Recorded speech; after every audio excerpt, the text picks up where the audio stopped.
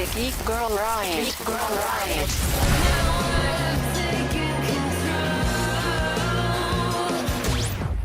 Hi all! Welcome to Geek Girl Riot's after show for the PBS American Master Series, Renegades. Renegades is a 5-episode short film series about 5 disabled badasses you've never heard of. I'm Renee, and I'm here with... Mariette, and I'm here to introduce you to Angel Williams, the writer, and Tammy Botkin, the director of the Daniel Inouye episode, Life of Service. Daniel Inouye was a veteran who lost his right arm in World War II while serving in the U.S. Army's 442nd Regimental Combat Team. Inouye represented Hawaii in Congress for more than 50 years. While Inouye is primarily known for his career in politics, his Renegades profile focuses on the more intimate narrative of what it means to be disabled and delves into the unique context of military service and societal attitudes surrounding it. Thank you for being with us. What was one thing that shocked or impressed you while researching Senator Inouye? I would say for me, I think like the whole not being, not necessarily being someone who allowed his disability to, I guess, take, like he wasn't his disability. So, I think it shocked me a little bit, but not 100% because I'm a veteran as well. And I know a lot of time with military, we try to like separate the two.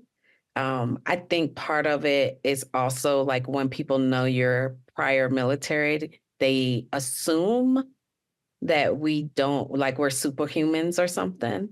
And I loved like how he showed that he's just like everybody else, regardless of his disability, regardless of his military background. He was the same as everybody else. So seeing how he was able to do that seamlessly is what probably was shocking and like, okay, now teach me your ways. Well, since we're on that line of discussion, how did this resistance of the label disabled impact your intended story? Well, for our original task that was given to both Angel and I was to ferret this out as if he were a guy who somehow knew he was disabled, but it just wasn't part of his identity. And when we did our pre-interviews with the participants we wanted for the film, over and over we were hearing, this is not a man who considers himself to have a disability. We're not sure he would appreciate being included in a series like this. So we really had to open up and have a different conversation and really investigate where those attitudes and thought processes were coming from that weren't really embracing disability, even though he had a track record of making sure that veterans with disabilities were taken care of, as well as just regular Americans with disabilities. He did support a lot of that legislation. So we really just had to think about what was generational, what was cultural for him. And again, as Angel was talking about, what part of that was just he was a GI and what he witnessed for him and his troops. What was one thing that happened behind the scenes that you want us to know about? I mean, taking into context the conversations you had to have. I think one of the things that happened behind camera, which I think Tammy and I were a little sad we couldn't like convince someone to like be part of it. But the day we filmed at Zippy's, We filmed his son, Ken, and also Jeff at Zippy's. Just coincidental, that same day that we were filming, there were members of the 442 that were having their weekly meetup.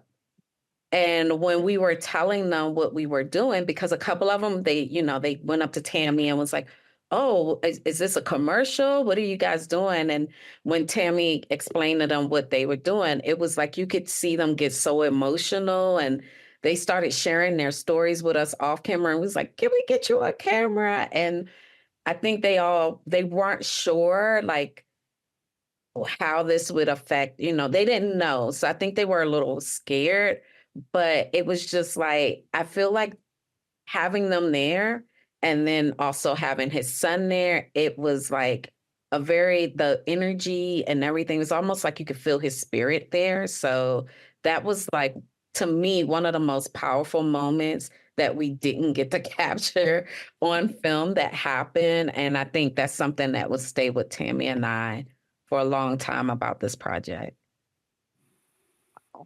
That is epic. I mean, that coincidence.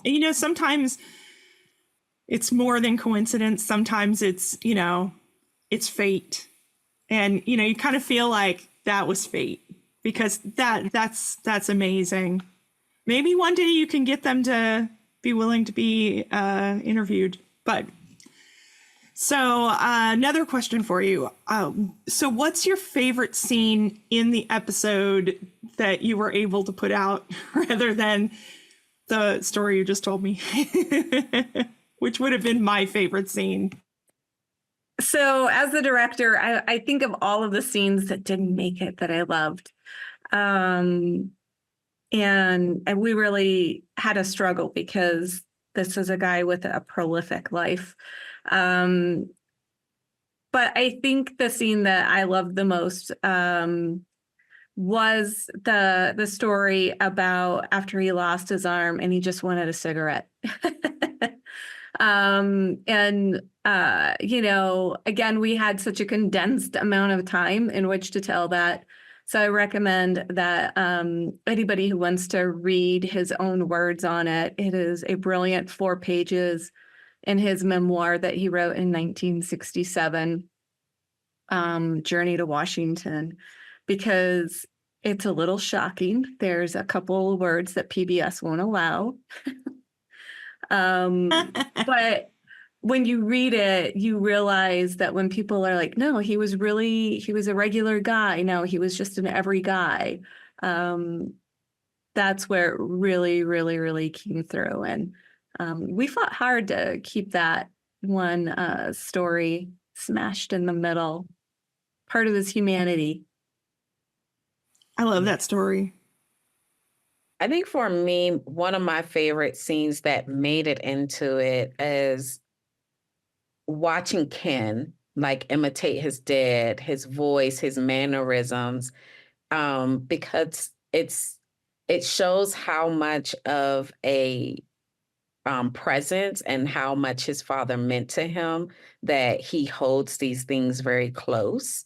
And I think one of the scenes that Tammy and I kind of wanted to show as far as like his family and who he is as a person outside of politics that got kind of cut was there was one we had of him with his granddaughter playing the piano. To me, that was something that was very heartfelt. And I felt like with this project being something where you wanted to kind of learn something different about someone with his statue, is that a lot of people know him as a senator, but a lot of people didn't know who he was as a person. And we focused more on the military part, but didn't get to do a lot of who he was outside of being a soldier and being a politician. So I do wish that could have got in there a little bit, but we didn't have like as much time. Yeah. That would have been very interesting. I don't disagree. Angel, as you said earlier, you yourself are a disabled veteran. How did that impact your take on this episode? I think for me, a lot of things that we learned about him, I feel like it's true for a lot of veterans. I have a lot of friends that refuse to even go and get their disability from VA because they are like, but I'm not disabled. And then there's also there's this thought process of you have to be completely unable to do anything at all to be considered disabled within the military community. I think the newer generation, not younger, the newer generation, because it's a mixture, they're kind of like pulling away from that, I guess, rhetoric from the military culture that you can't show weakness. And I don't think necessarily that I don't like when people say, oh, disability is a weakness, because it isn't. It just means that you have to do things a little different than someone else. And you don't necessarily have to be disabled to have to say, well, I can't do things the same way you do it. Like, I don't wash clothes the same way my husband does. Does that make one of us disabled? So, like, it just means we have to do things differently. So I do feel like a lot of what we learn about him and how he never felt like these are things that are him losing his arm makes him disabled. I feel like that is a big combination of his culture, but also when you're in the military, if you think about it, the rehab was like, we're going to do everything to make you quote unquote normal.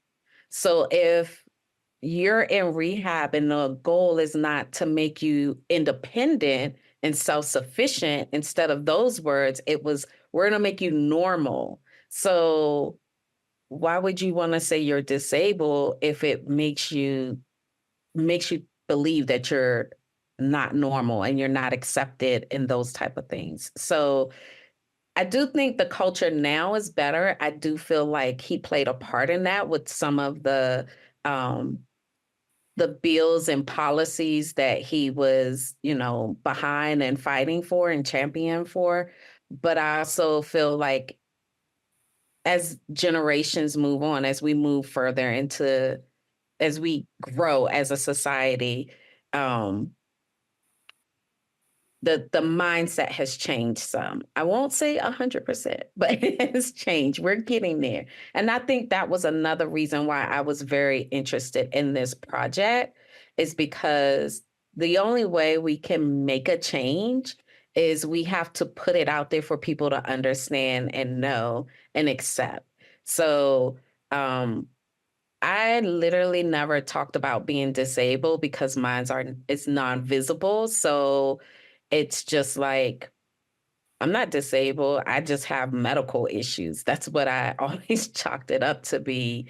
And people are like, that's a disability.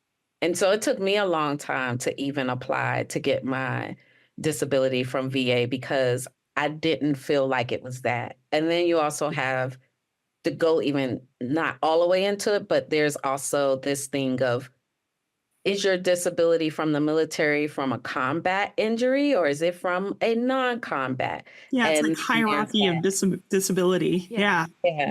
So that becomes a whole nother issue if you're a disabled veteran I didn't go to combat. Even if I was in the military during combat, during a war period, I didn't sustain my disabilities while at combat. So then there's that whole thing. So it's a lot of layers, Yes. Yes, it has. Well, awesome.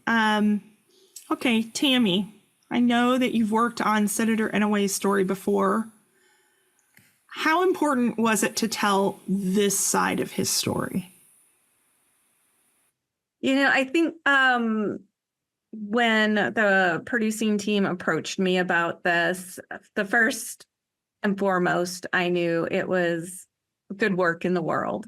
And I kind of, working, in my previous film, I worked with the Filipino American community on another veterans issue from World War II. And the senator was a huge advocate, and he really, really pushed this policy forward. But as I really started to dig in and understand more of who he was, I thought it was really so important to bring out the full personality of who he was, which is more than this, incredibly curated, deep voice that commanded amazing respect. And for the last 2 years of his life, he was third in line to the president of the United States. And so, everybody's looking at him. He's just like, he's larger than life. But also to really understand how accessible he was and where he came from. And I think just really getting in touch with just the full person and how he brought it forward. And even though he did not consider himself to be a person with a disability, he understood what it was to have people judge him, look down on him. And so he was just always an advocate. So whether or not, like many of us in the disability community, whether or not we really fully embrace our own status and have fully found words to articulate how we want to express our own struggles or adaptations, we all fight forward, and we fight with each other and for each other. And that was something that the senator did. And that was really, really what we wanted to pull out in the end. I love that you really push in this episode that, yes, he was the third down from the president, right? Third in line. And yet his campaign pin just said Dan. That got it for me. That was like, I totally understood who this person was. And I was so happy you pushed that forward. I don't think there was any other way to do it and be truthful. And, that's part of why we decided, let's do this at Zippy's. That's where he hung out. That's where his community was. Thanks for talking with us, ladies. This was amazing. And if you'd like to watch this episode, go to pbs.org and click on American Masters. The series name is Renegades, and the Daniel Inouye episode aired tonight. Thank you for tuning in to the GGR Aftershow. Okay, so now that you've had your after show with the lovely Renee and, of course, the show Renegades on PBS from American Masters by our very own Al-Mohamed, it is time for me, Shireen, and also my right hand, well, actually, my partner in crime, no longer my right-hand woman, but actually my compatriot, my fellow doer of all things magical. Who are Alex? Hi. And then there is our arch nemesis. I prefer to think of myself as the Witch King. And, which is why you are our arch nemesis, I think. I would think that was explanatory. You are the Witch King, and thus we must destroy you. So it is time for us to get into none other than the Rings of Power. We are finally able to talk to y'all about it fully. This is going to be a spoiler episode because it has concluded. If you do not want spoilers, press pause and come back later. This episode, or actually these two segments, are entitled The Sun Yet Shines, But For How Long? The Rings of Power, Season 2, Closing Time. That's right, I am a fan of anime and of isekai, and therefore the title is too damn long. So, friends, where do we want to start in our wrap-up of The Rings of Power, Season 2? Shall we first deride the people who don't like it? Because Julian, the writer, said to me the other night that he doesn't know anybody who likes it. So apparently he's forgotten about the three of us. Rude. So I will give people credit for not liking it because on the one hand, it's a lot to digest. It's a lot to digest. And then, of course, there's then there's the quote unquote, the original fans, not the Peter Jackson fans, but the book fans who they do have a special love for it. So I do understand it. And there are some issues I had with some of the changes that they had to make, but I understand they had to make those changes. So yeah, I feel like it's one of those shows that's, and I'll say this respectfully, it's a little too high level for some people who are used to some basic, bear with me, basic bitch. Oh, no, you gotta say it again because you went out. Did you call them basic what's now? Basic bitch fantasy stories. Oh, not that. And I mean, and let's just let us just let our listeners know that when we say bitch, it is gender inclusive. All of y'all and all of us can be the bitch. Carry on. It's a hard story because in the Rings of Power, and it's the one thing I appreciate about Rings of Power is there is no such thing as a clean hero.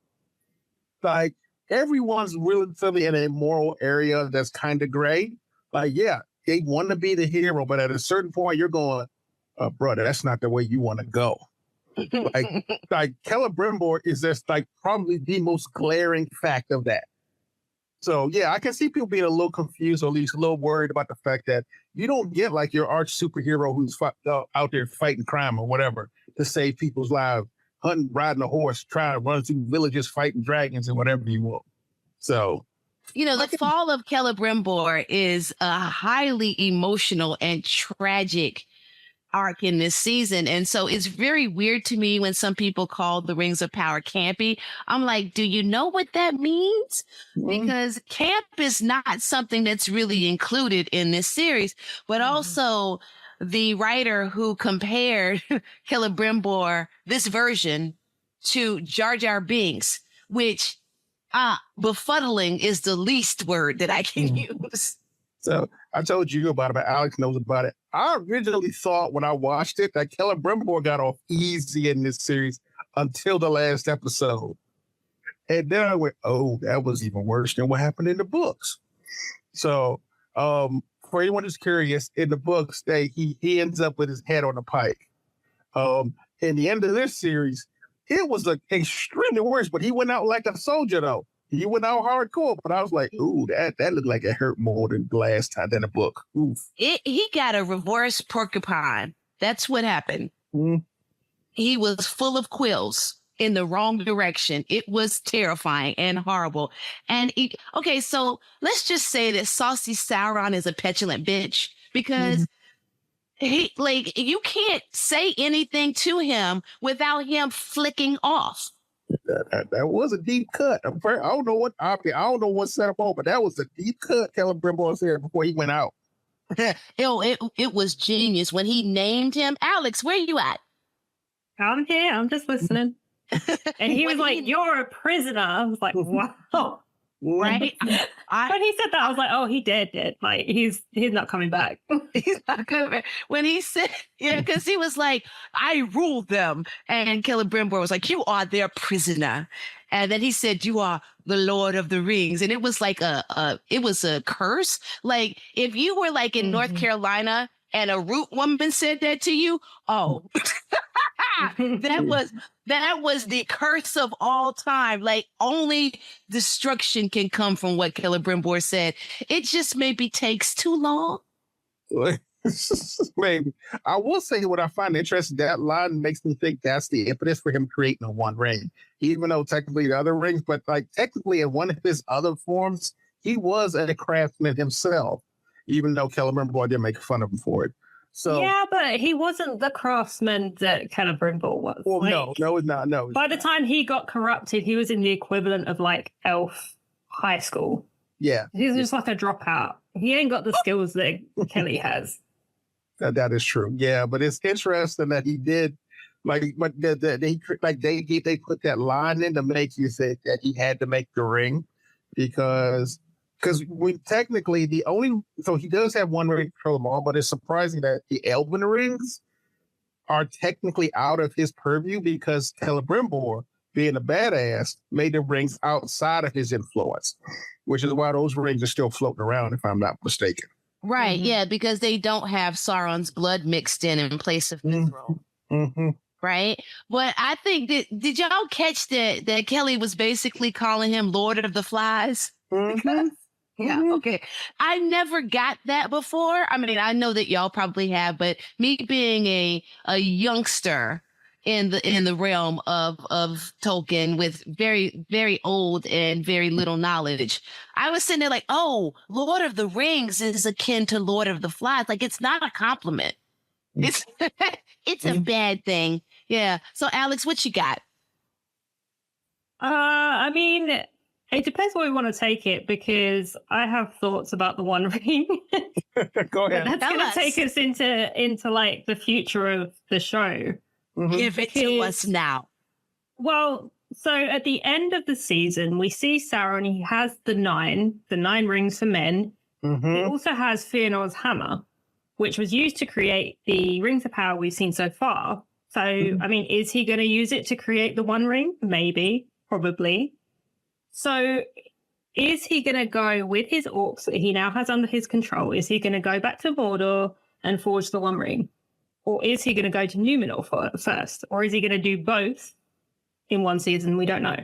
So I'm like, where are they going to take it? Because the timeline is completely different to what's in the books. Mhm. Like, by this point in the books, the One Ring has already been forged before he wages war on Eregion. Yeah. So, yeah, so it leaves room for, are they going to go to Numenor next and the downfall of Numenor, or are they going to wait until season 4 potentially? Mm. So I think Numenor. So at this point, he has 9 rings, and supposedly, was it three? So three. So arguably 3 dudes from the 3. I don't know, Chad, 3 leaders of Numenor do get those. So I'm assuming that he has to, like, at the very least, he starts giving the rings out to men next season. Now, Right. do we get, quote unquote, the flood that takes out Numenor? I want to see it, because at this point, We will, but will it be in season 3 or season 4? yeah, I kind of think it'll. Well, it might be for war unless they speed it up, because they've been speeding Well, it up. you've also got Khazad-dûm, remember? Oh yeah, How yeah. many things are they going to destroy? Like, they tend to do 1 per season, right? Yeah. So is it going to be Khazad-dûm or is it going to be Numenor first? So my issue with Khazad-dûm, and I understand why, and I'm still pissed. Technically, yes. Technically, it's during the 5th or during the 6th that it digs too deep and releases the Balrog towards the end of the Second Age. Yes. But having it be during the 2nd, which I believe was our favorite during Dad, I'm like, oh Lord, I was hoping we at least keep Khazad-dûm for at least one more season. But at Well, the end they've of got 5 seasons, so I think. well, I mean, no, next season, there's obviously going to be some type of civil war. They already initiated that at the end of the episode. Oh, yes, because Durin's brother is already amassing power, as Disa has warned Durin. You cannot go and help your bestie because we got problems at home. She's like, you don't need McDonald's. We got problems at home. But yeah, So- and then you have the other dwarven lords who the Daddy Doran kind of screwed over. Yeah, they want they want either their money back or their mithril, right? But also, because I don't know this, do they get a hold of the dwarven rings? I mean, the dwarves do get rings, yeah. Yeah, they do get rings. I just don't know. So that means they have How? to take We them don't know. from Durin. We don't know if Durin makes a decision to give them, or if the dwarven lords take the rings, right? We don't know that yet. Yeah, we don't know. yeah. At this point, technically, they were still they would have been in the books. They're given, but like you said, at this point, they may end up, like you said, after the Civil War, they're just trying to take it. Then again, we don't know. Because go ahead. I'm sorry. But then we don't even know what the Civil War is going to end up looking like. Because again, I didn't even know Durin had a brother. He may not have before now. But what's interesting is that Durin looks at the dwarven rings sitting, I guess, like near his father's throne. I can't remember exactly the placement. And he looks like he wants to drop a hot hammer on him. Like, yeah, and I just mean, in that didn't whole he business. promise Disa that he would never wear one? Yes. He did, but we know that's a lie. Just Right, the fact right. that he promised that he would never wear Means one it's gonna get in broken. circumstances. Yeah, Elrond had to break that promise as well, right? Mm-hmm. So we already know that, but we also know that with Durin, it is going to be circumstances beyond his control that will force him Yeah. to wear a ring. Just And, like how Elrond. So that's so that is the one problem I have with that dwarf thing. We get almost a full 2 seasons. They never once mentioned his brother. Not one damn bit. Not even when he was having beef with his dad did his brother even get mentioned at all. I mean, I've gone a couple years without mentioning you too, so I don't see how it's relevant. I'm sitting here going, you don't think if y'all beef, then you at least would have came up with like, yo, man, that's messed up. They weren't beefing though. They weren't beefing until Daddy Durin went down, and then the brother was like, "Oh, I'm coming back from the mines." Well, no, not that. I mean, the fact that they don't like. If he was having a problem with his dad, you think he would have reached out to his brother about the problem, or at least at some point. Right. Not if Or at his least brother- mention his name. Yeah. Not if his brother is terrible. We don't know if his brother's terrible. I mean, I'm going to take us back to Star Trek Discovery or Star Trek at all, and how we never heard of Michael Burnham, fair enough. the sister of Spock, until somebody decided to insert that character. Yeah, I mean, I feel like the brother was introduced just to give Durin an inciting factor to put their ring on. I think that's the reason the brother, quote unquote, was manifested. I think somebody's going to run Disa through with a blade, and he's going to have to do the same thing. It's going to mirror They better not. Well, she won't die. You know, but well, he's going to put the ring on, or it'll be like one of their kids, or it'll be something that Durin cannot work his way around. Or, I think it's better in the context of this show if some of the dwarves take the rings by force, or that there's a betrayal, or some of them are and then some of them are given, mix it up so that we never know what to expect. Something's stolen, someone's betrayed. That kind of stuff is always good and juicy. So I will say this, however, what's his name? Isildur's sister? They need to push her in the water. Her and Kimmin, both of them. Like Someone said that Emmon should be squished by an ant because he was like, "Oh, they're just trees." And they're like, "I can't wait till he gets stomped on." That's what I was hoping for. I put that in the note to you. I was like, "Oh, turn him over to the Ents," because they're just trees. But I think that was also foreshadowing. They're just trees. He's going to find out that they are so much more than that, and we know that our beloved Arondir has made his promise to the Ents to protect the trees. So that's going to come up again.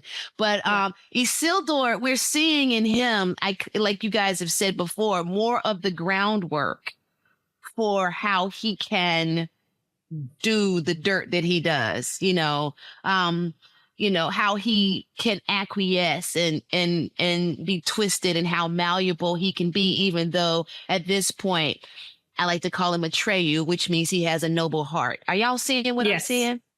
Yes, he's very noble. Like, I think he gets a bad rap. They're like, "Oh, well, he took the ring for himself." I'm like, but he was also a king who believed. He came from Numenor and he set up the kingdom of Gondor, and he ruled. Like, he was the one who took the seed from the tree in Numenor to plant. To plant the white tree in Gondor. Like, he was the one who did that to keep the faith alive. So, like, I'm like, yes, there will be likely his downfall, but we're learning that these rings, especially the One Ring, is, nobody can resist it. I mean, also, can I just say, you a bold dude to steal a man's woman right in front of him. You a bold dude. But he left her. But he did leave her behind, figuring that his duty meant he had to go home. And this whole idea that I hope we see her again. I hope they see each other again. But I was sad that he had to leave her behind. I mean, he's going to have kids. So, her husband, you know. her That husband was not her husband. That was her fiance. And as she said, she thought kindness was love before she met Isildur. I understand that. Now she knows love got something to do with your tinglings. All I'm saying is she's betrothed, but she literally in front of that dude like, yo, can I get one more spot? She almost left his ass. Yep. And Isildur is not swift with his tongue enough. I'd have been like, she's the child of a noble who was lost in these lands. But you know.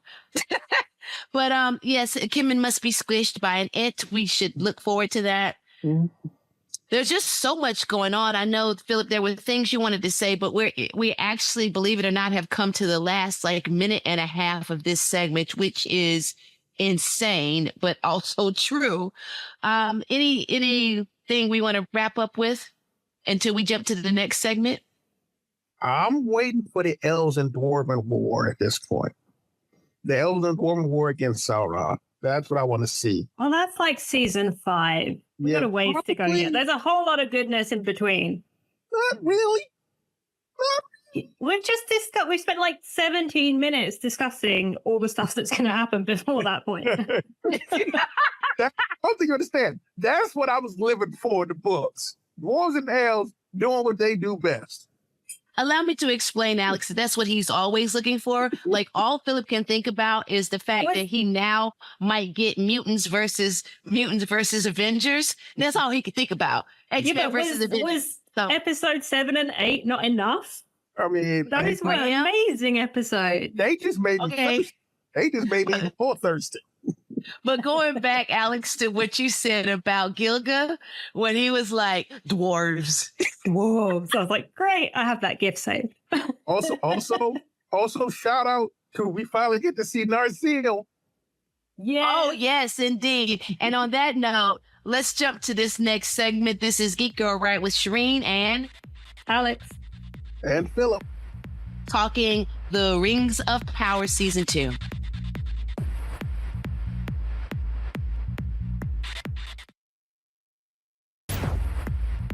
You're back on Geek Girl Riot, and in an episode that we call, what did we call this episode, y'all? Something long. The sun yet shines, but for how long? The Rings of Power Season 2 closing time. Oh, I like it a lot. I wish I could remember it. So we're going to jump back in. And I know that before we started, we were all over the place as we are in this segment, but that's what a wrap up is. We like to talk about stuff like we're in the comic book store together. So that's how you guys are getting this. Philip, you had some feelings about something that you wanted to talk about before we started, and I stopped you. What was that thing? So honestly, I was excited because you actually get to see the official line. Because when Tarmariel gives Elendil, I think he's called the nickname on the streets, but Elendil, the Narsil, the basically the sword of Aragorn's family, I'm like, oh, things about to happen. So and we're back in Numenor, you know, the uprising is officially going full force. Like the faith was automatically being locked up, thrown in jail. The runs have to happen. So I'm pretty excited to see, like, as you know, I'm excited about that, the Atlantis like ending of Numenor. And I want to see how they do it. Because when they describe it in the books, it's like, oh, that's just Atlantis they ruined. And the reason they fell was because Numenor became prideful and turned their backs on the Valar. And I mean, can we just blame evil Jack Black? What's his name? Farazan? No, I did a little bit more than that, but yeah. You picked the wrong leader, and it can start a descent spiral that is difficult to pull out of. And the people starting to follow that, especially when that leader is charismatic, you know. And I think that what people don't understand is lies are often easier to believe because they're what you want to hear. The truth is harder, but the truth ultimately is better for your survival. True, and I agree. But I mean, the funny part is that Farazan's whole thing was he's mad at the elves because they have immortality, and they're like, "We're just men. We don't have immortality." I'm like, "Bruh, that's not about what you just said." Mm-hmm. He also did terrible things to his his niece. Yeah. So yeah, F him. Mm-hmm. And but there was something else you were talking about. But Alex, I know there's some stuff on your mind. I mean, do we want to stay in Numenor? No, we No. No. I don't know. Let us journey. There's just so much. I mean, should we go over to Rune? Because we haven't talked about the stranger yet. Yeah. Who is? Yeah. Again, this is a spoiler episode. So, if you haven't seen it, pause so we don't spoil it. But the stranger is obviously Gandalf, which many of us called Grandalf. Which many of us called, but it was really nice to have the confirmation. And I have to say, I really loved how they did it, how they had, the hobbits essentially name Gandalf. Yes. I thought that was a really nice touch. Mm-hmm. His beloved hobbits, to name them, as the Storers and the Harfoots become one people. Mm-hmm. Again, they rejoin to become one people again. I think that Poppy's speech was incredible. There's a lot of speechifying. Poppy's speech is absolutely outstanding. Yeah, she was coming for Sam's crown in Lord of the Rings. Yeah. Yes, it's the speech you give at the end of the battle, but when the war has begun, and it just really moved me as they showed where everybody is in that moment, as she's saying, sometimes you must accept what is. And that was great. Of course, also we have another quiet moment with Nori where she finally says goodbye to her beloved Gandalf and says that they must walk their own paths, which I think, again, is more foreshadowing with this series. When they're foreshadowing something, that's the one thing about this series.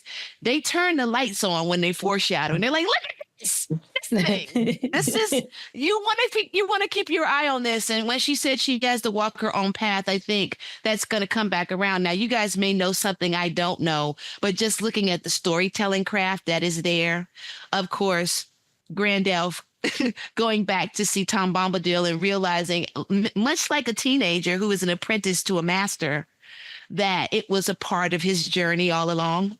The true treasure was the friends we've made all along. That was really what that was. And I think, honestly, that timeline's screwed. So, Gandalf ain't supposed to be there for another 400 years.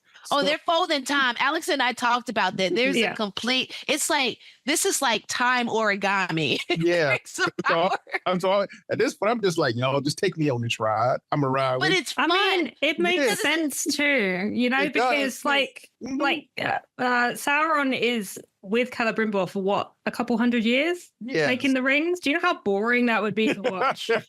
200 years of them trying to make some rings. It just wouldn't work on TV. I understand it, but the problem is in the back of my head, I'm going, this is a little early, but all right, I'm around. It's like I said, it's like the during thing. Where it's like, it ain't during the third, it's 35. It's like, thing is, there are so many characters. Like, imagine having to introduce, like, during the first, and then during the second, and then during the third, until it gets to something important. Like, what's the point? Right. It wouldn't work in this TV time frame. And I can forgive what they've done with the timeline. I'm like, if that's the main thing that they're changing, I'm okay with it. Also, you have to think about the fact that so many people complained about how slow it was in season 1.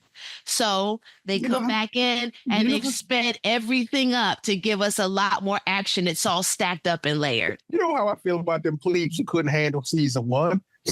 You know how I feel about them. Yeah, I'm like, you had to have season 1 to get season 2. You know what I mean? It's like you had to have all that setup showing how amazing these lands are, what's worth fighting for in order to get to the War of Eregion. Otherwise, you'd be like, who is this? Well, why are we fighting? Like, it all pays off in the end. So and there's 2 things I want to talk about. One is the tragic bad romance between Sauron and Galadriel, and that final Galadriel, and that final battle at Elven Stonehenge. And then I also want to talk about Arondir and how the heck he just up and spry after getting shish kebabbed. Because like, who healed him and when, but that's not as important as I want to just do a quick nod to Saucy Sauron, Halbrand, and our beloved Gigi. So what's going on there? What do we got feelings about in that? Cleanest breakup I ever saw. Cleanest breakup. Clean. I mean, I didn't say it was double-sided. It was one-sided. Because he apparently thought they had something, and Shelby is just like, who this? Oh, when he was like, I would have placed a crown upon your head. I was like, oh. But instead, you put it in her chest. Yeah, he was like, I'm going to stab you, but I'll still marry you if you want. Right. He was He's like, I "Get don't want you. therapy." He's like, I don't want you dead. I want you under my heel. And she's like, that doesn't really work for me. You know, but yeah, she does say heal thyself, which gave me the giggles. Or, yeah, she did really tell him to seek the ancient halls where one might relieve themselves of their mental burden. Yeah. She was like, but the way she played with him, acting like she was gonna give him that ring, you know that Galadriel must be an Aquarius. It's like, Oh, definitely. she's like, I could give you this, but I won't. But I really love the way they write that relationship. It brings a lot of meaning especially for like the Peter Jackson fans, when Galadriel flicks off when they ask her, and she's like, so instead of a dark lord, you would have a dark queen. And she goes all scary, and you're like, oh, there's history. And then now, of course, we're seeing that history if you're a person who's only watched the shows and the movies. But I really like that bond. So, Philip, you had something you wanted to jump into. Yeah, I was interested. I found Adar's storyline and his ended really interesting. Oh my gosh, I did not expect that. Like that, I knew stuff was, well, of course you did. Well, I knew he was going to die. I knew he was Yes. Y'all knew that.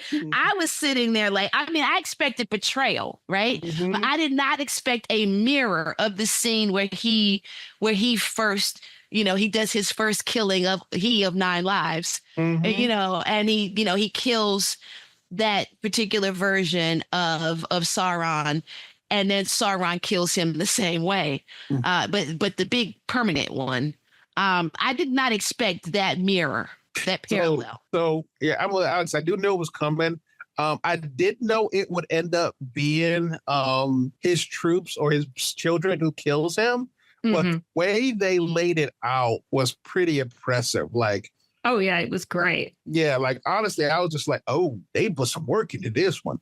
I mean, total patricide. I was like, oh, no. Yeah, because I was like, cause we all knew it was going to happen, but it's like the way Sauron takes over the orcs, that was oof. So, yeah. And then the foreman took it to the throat. Yep. Nobody loves a project manager. Until you need something done, then it's like, oops. So, and again, like I said, they have done a good job with Sauron, because as you watch that story, he really believes he's the good guy. Yeah, the whole time, though. He told us that in season 1. That was why I fell in love with the show. I was like, oh, y'all are building a villain. Like, in his own... one of the most interesting villains that I've seen on TV in a long time. Oh, my gosh. Because you never doubt that he's a villain. There's no point where you're like, Sauron has a point. Never that, unless it's Morgoth's crown. But there's no, there's no moment like that. But they make him compelling nonetheless. So I will say the other moment I enjoyed was the High King making that joke about Galadriel, talking about, I'm not used to having you in peaceable company, and I'm going to miss it. And she's like unconscious. Yeah, that was funny. The only reason I do that is because that man, you literally watched over her the entire time. That is nice. It is. So you got to make a joke about it. Alex, what was one of your favorite moments, or 2 of your favorite moments? Tell us. Oh my gosh! I mean, there are so many. I really loved the ending scene. To me, it was Narnia, but like when they all stood on the rock, and Arondir was there. I was like, yes, you are one of the 4. So I'd love to see. I can't wait to see where he goes, because I have a feeling it will be towards Thranduil's kingdom. Maybe, hopefully, maybe we'll get Thranduil. I don't know. Maybe that's just me.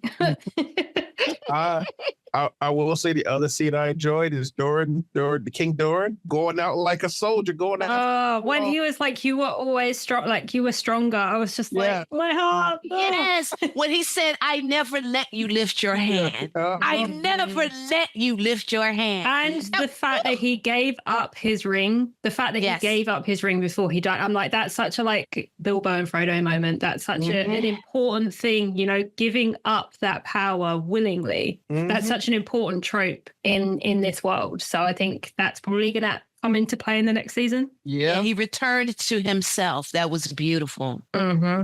So like I said, I'm curious to see what they do. I'm curious to see what they do, like you said, Shereen, with the dwarven rings, and see how that falls out.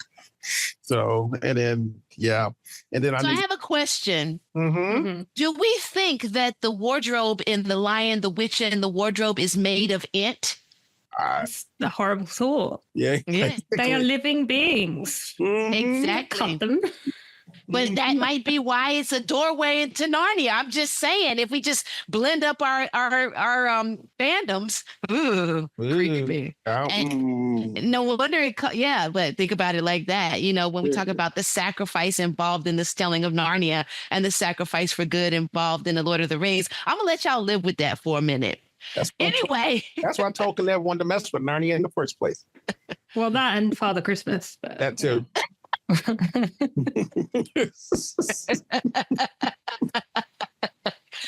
So I'm trying to think of what my favorite moment is, but I'm not sure. There were so many, I think, just wonderful moments in this show that really kind of enforced that idea of heroism. And like Philip said, that it's not easy, that it's not one-sided, that it is not completely golden, that there is tarnish, that there are hard decisions. When I think about Isildur, I sometimes think there are so many ways in which we can make the wrong decision for the right reasons. Mm-hmm. I mean, I was going to swing on them if they touched that horse. I'm going to just tell you that right now. When he threatened that horse. Justice for Beric. Wait, I was having real issues with them messing with that horse. All right, so we're down to the 2-minute warning. Philip, what was your favorite scene in the second season? Honestly, it's always going to be dwarves, and it's going to be when Doran went after the Balrog. The scene, the speech he gives his son before he kills himself to basically save Khazad-dûm. That's probably my favorite scene. It's always going to be dwarves. My favorite scenes are always when everything is in its worst possible position and you think you're dead, and then all of a sudden an arrow flies through the air and it's Arendir saving you once again. Like the cheekbones, right? Like Ranger, cheekbones the Ranger coming through to save you, whether it be Theo or Gigi. There is something about his moments that are so epic to me, and it just makes me happy. But also the friendship between Elrond and Durin, that bond of brothers is so beautiful. And the love between Durin and Disa when he tells her, no matter what you hear, don't follow me down that mine. And I'm like, and then she does anyway. Oh, well, I mean, she's Disa. She's like, you silly man. But I love that relationship that they have, the council. And I think what a lot of people struggle with is that this series makes the characters, the genders equal. And a lot of people are just not, they haven't seen that in a lot of fantasy. And I think it throws them off. 30-second warning. Alex, I'm giving you the final word. Okay. Celebrimbor, Charles Edwards deserves all of the awards. So does Charlie Vickers for Sauron. I'm really sad to see Charles Edwards go, but I'm really excited to see what's going to come next. Please don't hurt Disa. Please don't hurt Disa. That's the show. Or Beric. Bye.